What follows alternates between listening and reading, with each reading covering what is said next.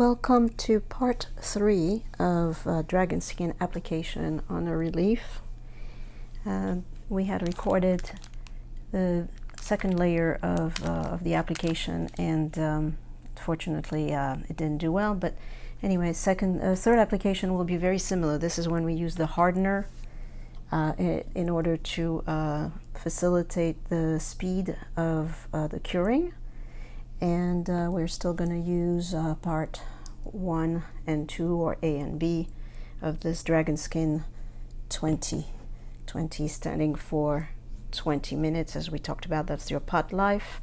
Just wanted to demonstrate our last batch here and how easy it is to peel off once everything is cured, so you don't waste a cup.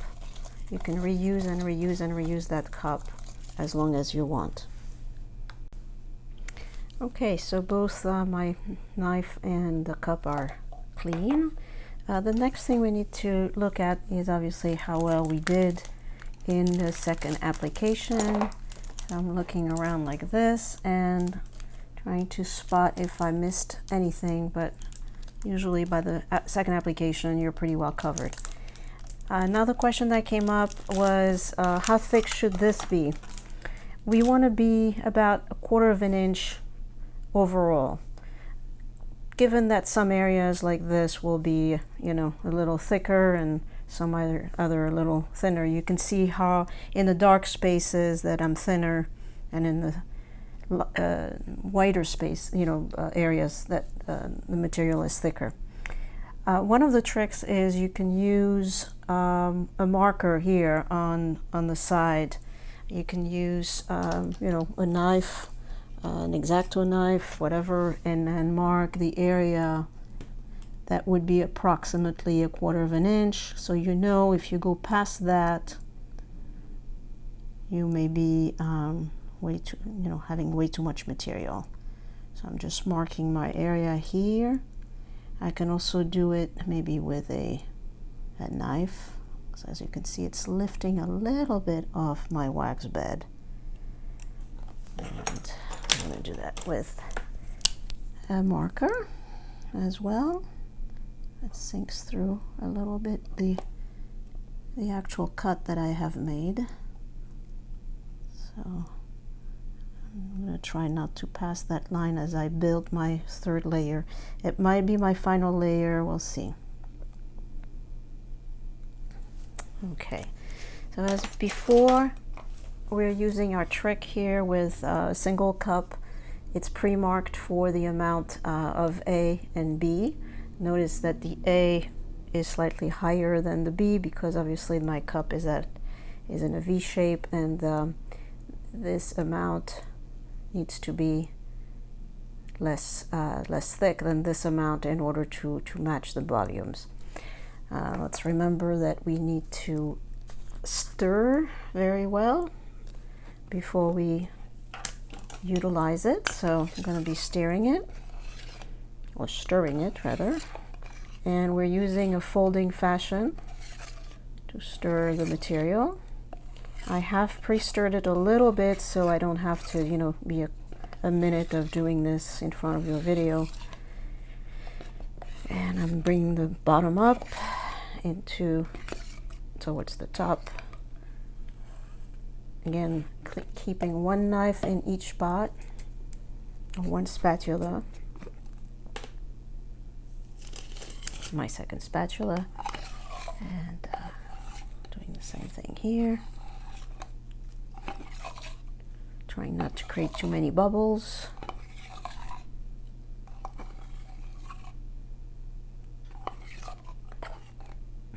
All right. And now I'm going to pour my second batch here, or third batch actually. And of course you can't see much because my hand is in the way, but I'm trying not to over pour. I'd rather come back and take a look at my level here. I'm bringing it up eye level to where I am so I can see what I'm doing. And I'm going to be pouring again, holding the knife a little bit.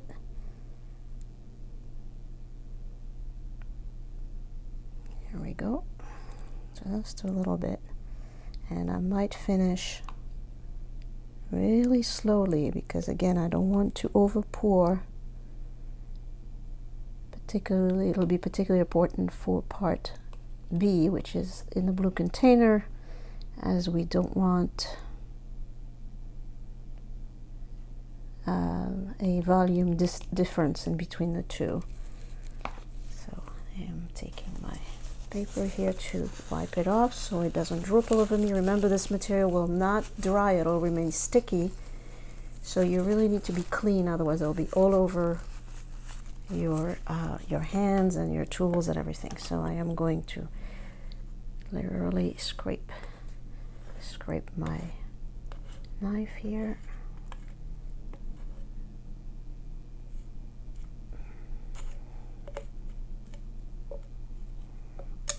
Putting my spatula over here so it can drip naturally. I take another piece of paper towel that is unsoiled and wiping it off well. Notice that I have newspaper all around my board. The board is meant to be cut on and doesn't stick too much. So, and working with our part B here. Again, scraping off a little bit so I can maneuver better and show you better how I pour. I'm going to keep this as my main spatula. Notice that I keep them really separate. Some people actually put colored handles for themselves so they don't get them mixed up. And I'm going to be pouring, and again, this is different consistency, is much thicker, and I'm going to do just a little bit at a time so I can catch the last drop and not over pour.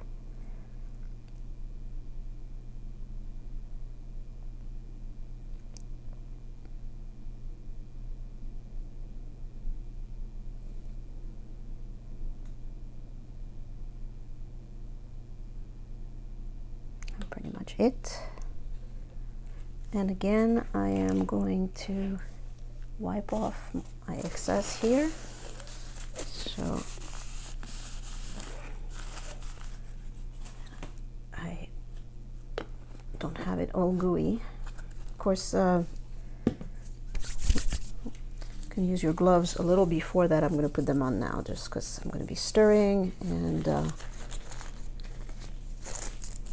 it's a good habit is to put your gloves on before you touch any of that, although it's supposed to be very safe. It doesn't have any smell or odors. I'm using my second knife here to stir, and again, if you recall, we're going to be stirring for a couple of minutes here, so I'm going to be doing this, and I will stop the video so you don't have to wait to see me for a minute stirring, you know, from bottom up and going around the container to make sure I get everything. I'll see you in a second. Okay, so it's been a couple of minutes. I have been stirring. Now I'm going to add my thickener, and this is really, see how small that bottle is. It really takes just a few drops, so that will last you for a long time. It also comes in a very large bottle, but you don't need to do that. So I am just applying a few drops, and I can reapply rather than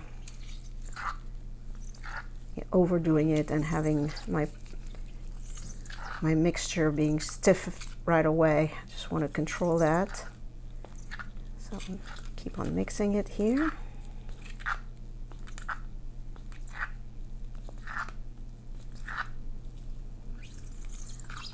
Again, as you can see, you can hear, I'm going around the edges to make sure I grab just every aspect of any of the material that could be left on the side. Always mixing.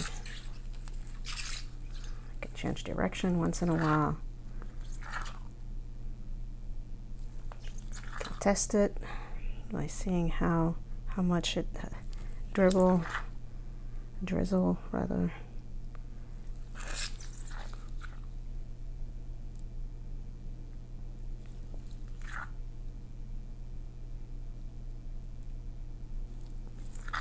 It's starting to thicken, but not enough yet. If I were to put that on my current artwork, it would actually be still running, and I want to avoid that. I've done my first layer, if you recall, very gooey. This needs to be thicker so I can apply it like a good paste or gel, but not a runny material.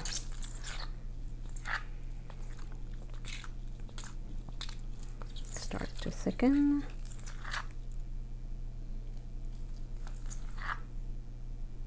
There we go. It has to have the consistency of the sugar. If you've ever done work with sugar, when you're ready to actually make shapes with it, it has this sort of consistency piling up. So now I'm going to apply it to the top, knowing that it's going to run, again, it's going to run to my side very easily. I'll start with the top all the time. Every time I swivel my knife around to spread it, you can see the little swivel here, and it's dripping a little bit, but not too much. So, again. Also, what I'm going to try to create here, thinking that this will be my last layer, is something that has no undercut. So when I do my mother mold on top of it, it will be easy to come off.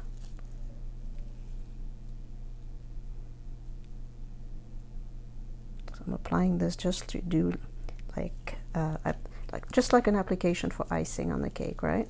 It's the same idea. Going around.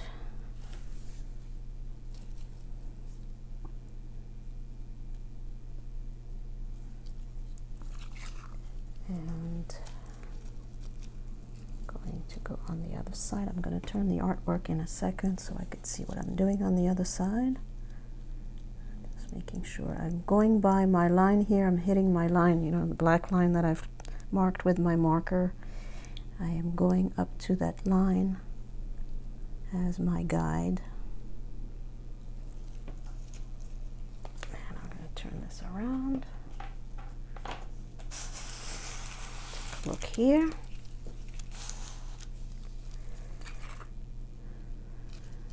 And apply a nice big blob over here, spreading it again up to my line. Same thing here, making it nice and smooth.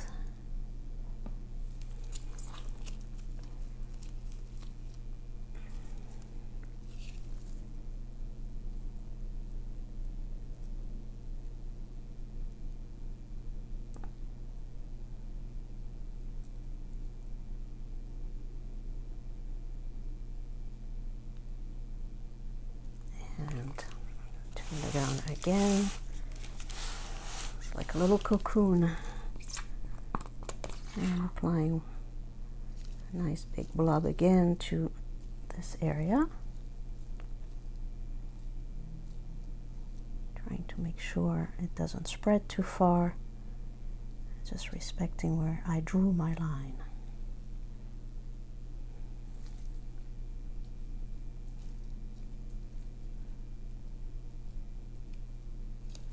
Spreading it nice to make it smooth. Try to not have too many asperities sticking out. I'm just going to be catching my mother mold at the moment.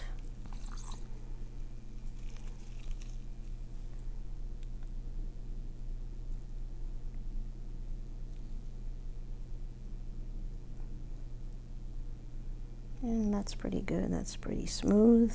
I'm bringing it up a little bit. Now, I have very little left, but I'm going to make some pimples out of it because that'll be something that my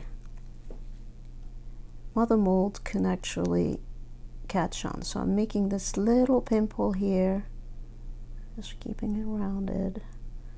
Just a little pimple that sticks out. Same thing on the other side. I'm choosing my high points, a couple of high points here to do that.